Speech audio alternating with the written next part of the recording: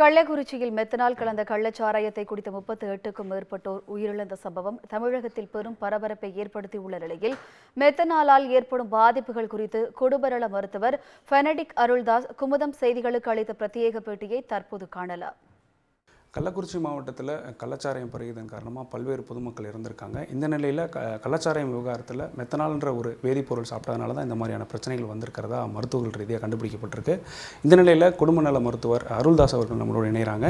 இதில் எந்த மாதிரியான பிரச்சனைகள் இருக்குது அப்படின்றது குறித்து அவர்கிட்ட கேட்டறியும். சார் வணக்கம். சார் வணக்கம்.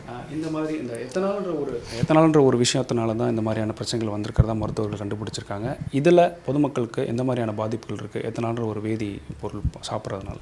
ஓகே, அதாவது எத்தனால் வந்துட்டு பொதுவாக சமுதாயத்தில் கிடைப்பதில்லை. அது வந்துட்டு இண்டஸ்ட்ரியல் பர்பஸுக்காக உபயோகப்படுத்துகிற பொருள், இல்லைன்னா அது ஒரு கெமிக்கல்.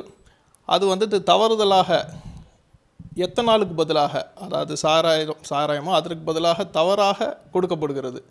அது மாற்றாக வரும்போது அது வந்துட்டு உயிரிழப்பு வரைக்கும், அதாவது மக்களுக்கு வந்துட்டு மிகப்பெரிய பாதிப்பு, அதை எடுத்துக்கொள்கிறவர்களுக்கு மிகப்பெரிய பாதிப்பு, உயிரிழப்பு வரைக்கும் அது கொண்டு போய் விட்டுடும்.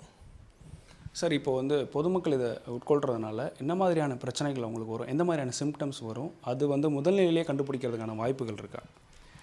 இது வந்துட்டு வாய்ப்புகள் ரொம்ப குறைவு தான். ஏன்னா அது சிறிய அளவு 30 ml உள்ளே போனாலே அதோடைய பாதிப்பு வந்துட்டு மிக பெரிதாக இருக்கிறது. அதாவது ஃபிட்ஸ் வரும், சீஷர்ஸ்ன்னு சொல்லக்கூடிய அந்த கை கால் இழுப்பு, மயக்க நிலை. அதற்கப்புறம் அது உடலில் போகும்போது ரத்தம் முழுமையாக அமிலத்தன்மையாக மாறிடுது.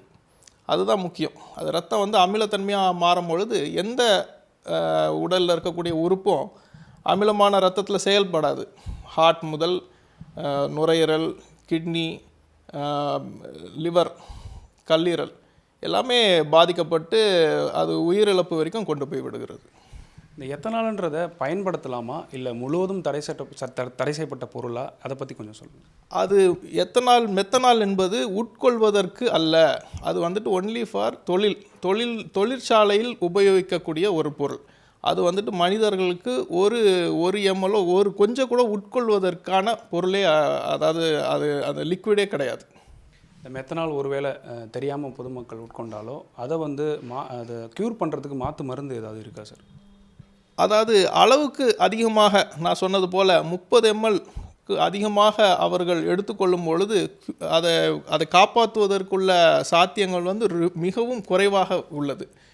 அது ஓரளவுக்கு அது 30 ml அரௌண்ட் எடுத்துக்கொள்ளுகிறவர்களுக்கு உடனடியாக மருத்துவ சிகிச்சை கொண்டு போனாங்கன்னா அவங்களுக்கு இரத்தத்தை சுத்தப்படுத்தக்கூடிய இந்த டயாலிசிஸ் மூலமாக, இல்லை அதிகமாக யூரின் வர வைக்கக்கூடிய மருந்துகள்லாம் கொடுத்து, மற்றும் அது உள்ளே போய் ஆசிடாக மாறுகிறது. முக்கியமாக இந்த மெத்தனால் சொல்லக்கூடியது ஃபார்மிக் ஆசிட், ஃபார்மால்டிகைடாக ஆசிடாக மாறக்கூடாது. அதுக்கு உடலில் ஒரு என்சைம் இருக்குது. அதை தடுக்கக்கூடிய சில மருந்துகள் இருக்குது. அதை மருத்துவ நிலையில் தான் கொடுக்க முடியும். அப்படி கொடுத்தாங்கன்னா ஓரளவுக்கு காப்பாற்றுறதுக்கு வாய்ப்புகள் இருக்கிறது.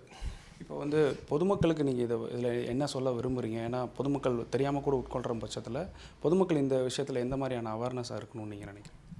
பொதுமக்கள் முதல்ல ஒரு சமுதாய மாற்றத்தை கொண்டு வர்றதற்கு அவர்கள் பார்த்து கொண்டு சமுதாய கண்ணோட்டத்தோடு பார்க்கணும்.